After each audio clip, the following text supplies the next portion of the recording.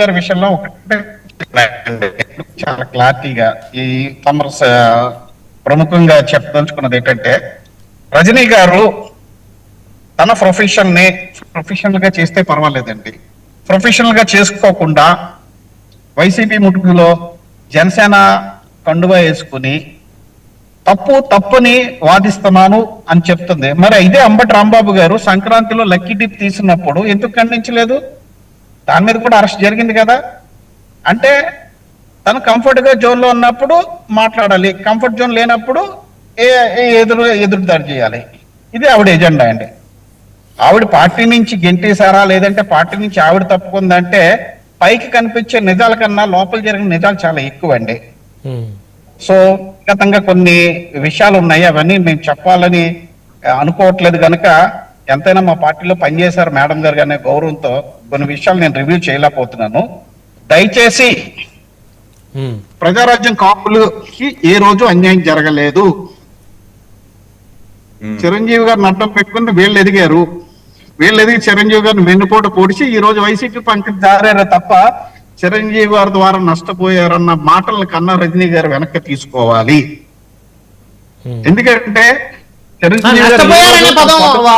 వారు వాడలేదు, ఇల్లు వాళ్ళు గుల్ల చేసుకొని పనిచేశారని వాడారు కానీ చిరంజీవి గారి వల్ల నష్టపోయారని వాడలేదు. చిరంజీవి గారు పార్టీ మధ్యేసిన తర్వాత వైసీపీకి వెళ్ళారు.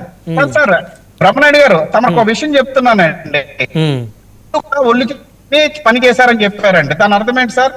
ఒళ్ళు గుల్ల చేసుకున్నారంటే ఏదో పాపం కష్టపడ్డారని, ఇల్లు గుల్ల చేసుకున్నారంటే నష్టపోయినట్టు కాదండి. నష్టపోతారుగా ఎవరైనా. లేదండి సార్, ఒక క్లారిటీ ఇవ్వాలండి. ఇప్పుడు నల్ల శ్రీనివాస్ గారు, మీరు జనసేన పార్టీలో ఎన్నో సంవత్సరాల నుంచి ఎంతో కష్టపడినటువంటి వ్యక్తి, మీరు పార్టీ అధిష్టానంతో చాలా దగ్గరగా ఉన్నటువంటి వ్యక్తి. బట్ ఈ రోజుకి మీకు సరైనటువంటి గుర్తింపు ఉన్నటువంటి ఒక పదవి కూడా రాలేదనేటువంటి ఆవేదన పార్టీలో చాలా మందికి ఉంది, మీలాంటి వాళ్ళకి రాలేదని. సో కాకపోతే ఏంటంటే మీరు బయట పడకపోయి ఉండొచ్చు.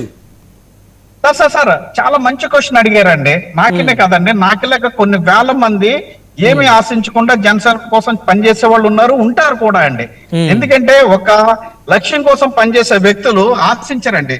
కన్నా రజనీ గారు ఏంటంటే ఆవిడ ఒక పదవి ఆశించారు, వచ్చారు, ఆ పదవి రాలేదని అక్కస్తో ఆవిడ వెళ్ళిపోయారు. ఇందులో పెద్ద మ్యాటర్ ఏం కాదండి. అంటే వెళ్ళిపోయిన వాళ్ళందరూ పదవి రాలేదని ఆశించి వెళ్ళిపోయినట్టే సార్. అంతే కదా సార్. మరి ఇప్పుడు నాకిలా కావాలని ఉండమని నేను అనలేను కదండి. ఎవరు పొలిటికల్ ఎజెండా వాళ్ళకు ఉంటది. ఆ పొలిటికల్ ఎజెండా ఎప్పుడైతే ఫుల్ఫిల్ కాలేదో వాళ్ళ దారి వారు చూసుకుంటారు. దాన్ని మనం తప్పుపడడానికి లేదు సార్. అవును, ఎవరైనా రాజకీయాల్లోకి వచ్చేది ఒక 5 సంవత్సరాలు పనిచేసిన తర్వాత 6వ సంవత్సరంలో అట్లీస్ట్ ఏదో ఒక చిన్న పదవి గుర్తింపు రావాలని అనుకుంటారు బహుశా. అంటే గుర్తింపు అంటే ఏ గుర్తింపు రావాలి సార్? ఆవిడ వచ్చిన రోజునే కండువ వేసిన రోజునే కళ్యాణ్ గారు గౌరవించి ఆవిడకి అధికార ప్రతినిధి ఇచ్చారండి. అంతకన్నా గుర్తింపు ఏం కావాలండి? ఆవిడకన్నా పనిచేసిన వాళ్ళు పార్టీలు వీధి తిరిగిన వాళ్ళు చాలా మంది ఉన్నారండి.